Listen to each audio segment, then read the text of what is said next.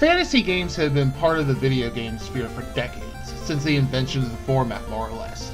And in a world where we have a lot of retro game reviewers, there's one game tetralogy that seems to be overlooked by a wide margin: the Wizards and Warriors series.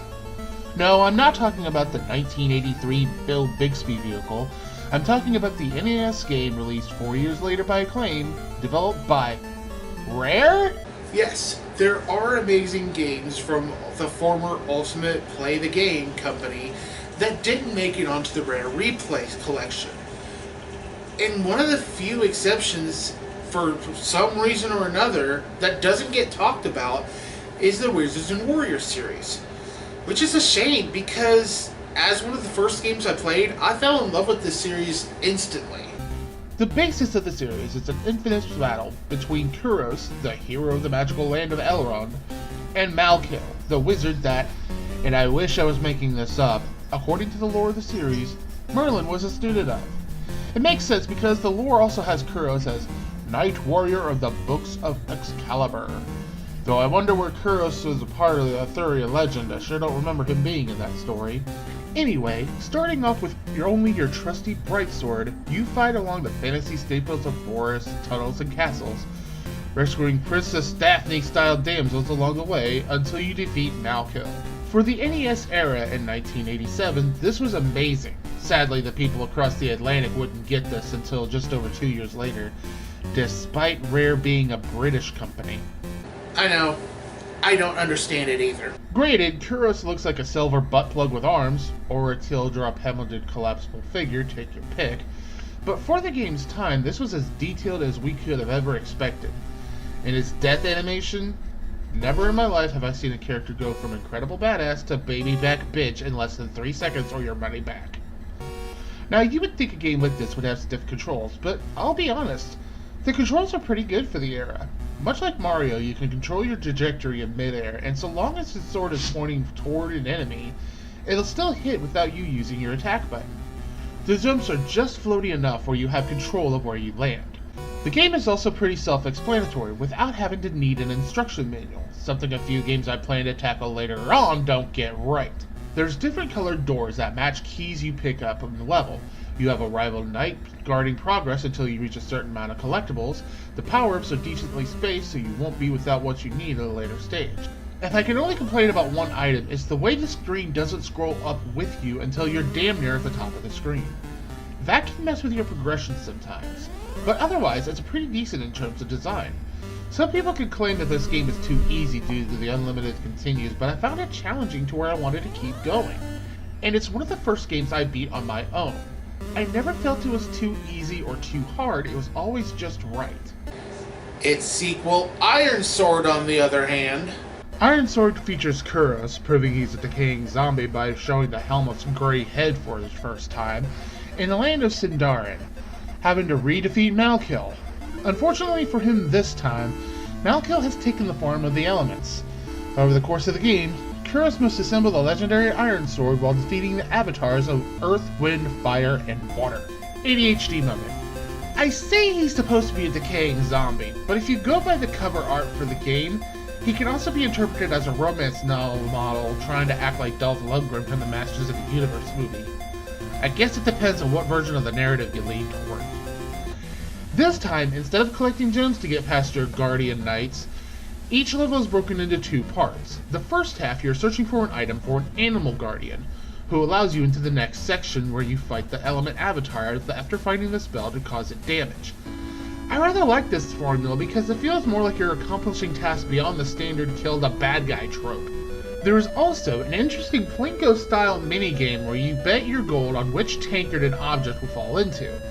It's luck-based, but if you happen to guess right, it can make the difference when you go into the shops to buy certain equipment or health. If anything, the difficulty of this game ramps up from the last one, as despite it being my all-time favorite in the tetralogy, I've only gotten to the final boss once in my life prior to this playthrough. And it also doesn't help that you're limited to 2 continues in the entire game, though luckily this time you also have a password system. And then there's Chapter X, Fortress of Fear, the only game in the series not to be on the same console. this particular entry being for the Game Boy. To give you a proper context on why I hate this game, I owned this and the Game Genie for the Game Boy when I was 17 years old. I couldn't get past the first level even with the Game Genie. That's how difficult this game is. The story goes that you're going after Malkill yet again, only it's 17 years later and he's captured a specific princess this time, Princess Elaine. She's being held captive in the aptly named Fortress of Fear, located in Xanafer, and you have to go in to rescue her as the man who intends to do what no one else has: enter the fortress and live to tell about it. Trick is, there are no continues in this game, and given the much more linear construction of it, although to be fair you weren't exactly given much fluidity in the structure of the previous two games either, this wasn't a good idea. If this was your first exposure to the series, I wouldn't blame you for dismissing the series entirely. Most people who enjoy this series as a whole got into it either through the original game or Iron Sword. Chronologically, this is the last game in the series, so it's understandable they needed to distance themselves from the base story, and this is the era where every IP needed some sort of portable game on the Game Boy. But the only redeemable aspect of this game is the music, and even then it's hit or miss. I only know of the better tracks because of the World of Long Plays channel, which is where this particular footage comes from. In fact, can we talk about the music of this series as a whole? Because, oh my blog, it's gorgeous. Even in the games of the series I've never touched, the music is so catchy and uplifting. You'd think a series set in fantasy realms would be epic and swelling, but no, Rare's incredible sense of what a game needs audibly is dead on as usual.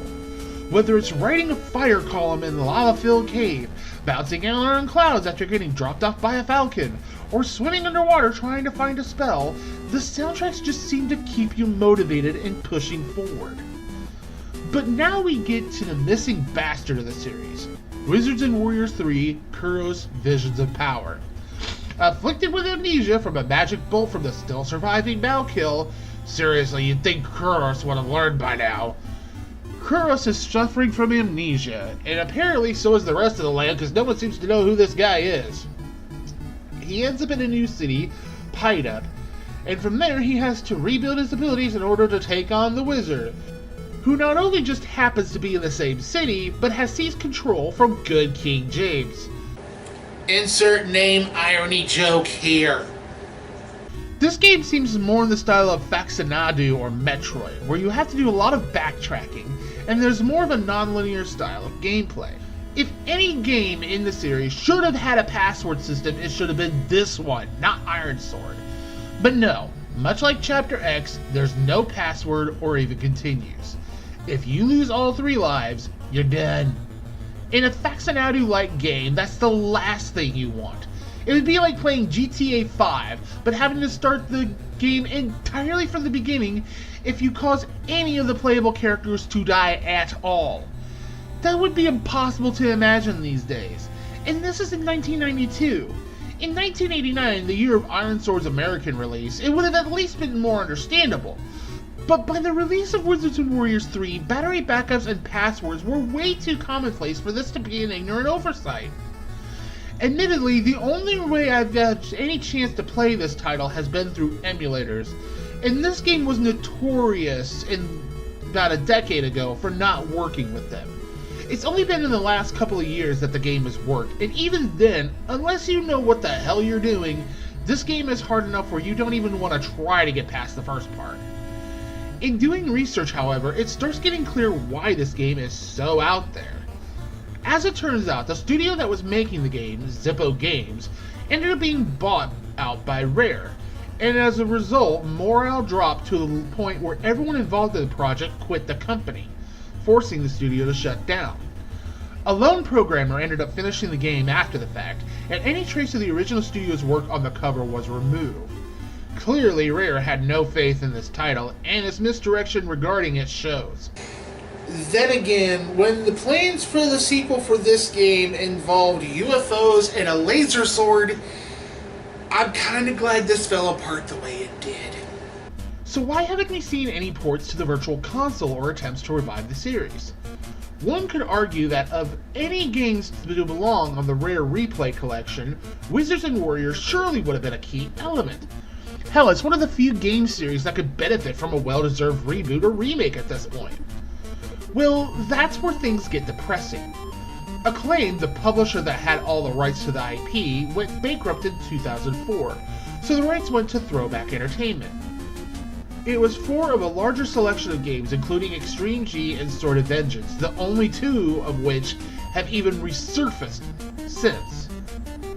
There isn't even a sticker pack for iOS for Wizards and Warriors, and as of 2010, the company had no intentions of even attempting to capitalize on any of Acclaim's other former IP.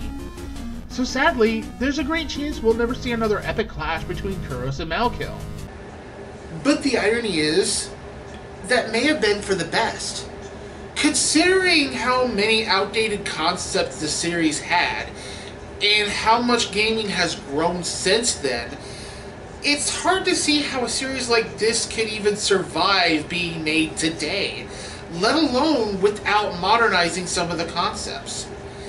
That's why my final assessment for this game series is a pair of jelly shoes out of 10. They're sparkly and pretty for their time, and if you have a pair from your youth, they're worth looking at now and again, but bringing it back in fashion isn't the smartest of ideas unless you modernize it. And that's kind of how these games are. In an era where games are surpassing the standard tropes of the 1980s and going beyond the limitations of the past, maybe it's best for Wizards and Warriors to remain the nostalgic bygone that it is.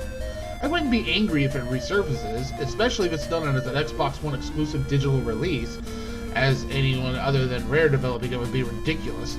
But at the same time, I certainly wouldn't be depressed if we never get anything like it, especially given the reviews that Rare's latest release, Sea of Thieves, is getting at the moment. I'd rather see a spiritual successor to Kuros Adventures and a ukulele fame, but as for the original story, it's better for Kuros' story to end at the Fortress of Fear. If you manage to find physical copies of these games, I would highly recommend going for the first 2. The latter 2, let's just say I'm not entirely in the idea of reacquiring them. I will admit it'd be nice to get updated versions of these games, but even if we don't, I still have the memories of pushing past the trials of Castle Ironspire and completing one of the best games of my childhood.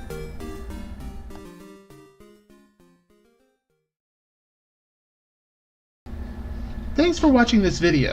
If you like what you saw, please leave a thumbs up, leave your feedback or suggestions for future content in a comment below, and ring that subscribe bell if you haven't already.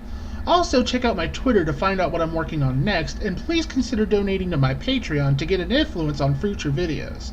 Thanks for watching, and I'll see you in the next episode.